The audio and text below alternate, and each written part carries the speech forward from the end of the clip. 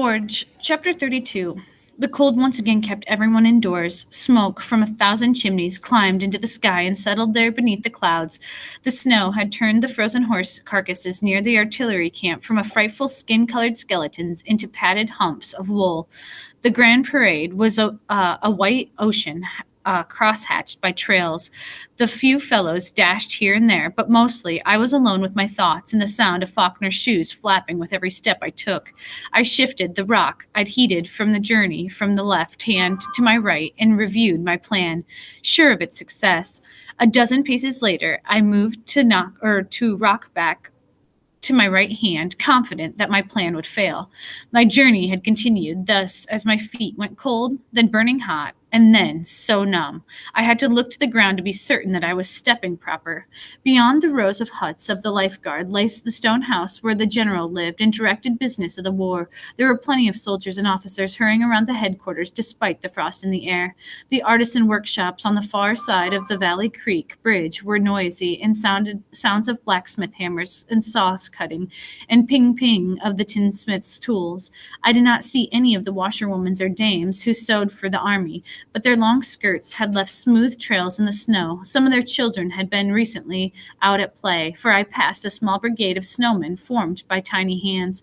One of the snow figures had suffered a dreadful amputation. I stopped to repair the arm by sticking the twig back in its round body.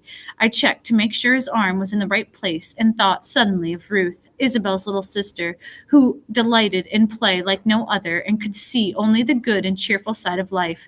With my finger, I drew a face on the snowman's head that made him smile. My stone had lost its heat, so I volunteered its service as a large button for the snowman's chest, and I walked on. The noise of the workshops and the bustle of the headquarters were soon swallowed by the falling snow. I stepped cautious as I could, but finally the last bits of cord holding together my left shoe of Hugh Faulkner snapped, and after that I walked 100 paces with the remaining shoe on my right foot and then 100 paces wearing it on my left. I carried the pieces of the dead shoe in my pockets. If civilness could not find a way to stitch it together again, we might boil the leather in a soup for one night. Then again, if my plan worked, my friends would never have to dine on shoe soup again. Moore Hall was 3 times the size of headquarters, with candlelight flickering in all of the downstairs windows and smoke pouring out of 2 massive chimneys so large that signifies the hearth that was big enough to roast a pig in. I felt warmer just thinking about them. The steps were flanked by 2 tall lifeguards, and their noses red from the cold. "What's your business here?" one asked. "Mr. Bellingham requested that I report to the committee at camp." I tried a formal tone of voice, but standing with 1 foot naked in the snow put me at a disadvantage. "Use the kitchen door," he said. I turned and walked 5 paces, and then I stopped. I was a soldier summoned by men of Congress. That was not an errand for the back door. I spun around and walked back to the guards. "Do all who meet with the committee enter through the back door?" "No," answered the fellow who ordered me around. "Only filthy privates who don't know what's good for them."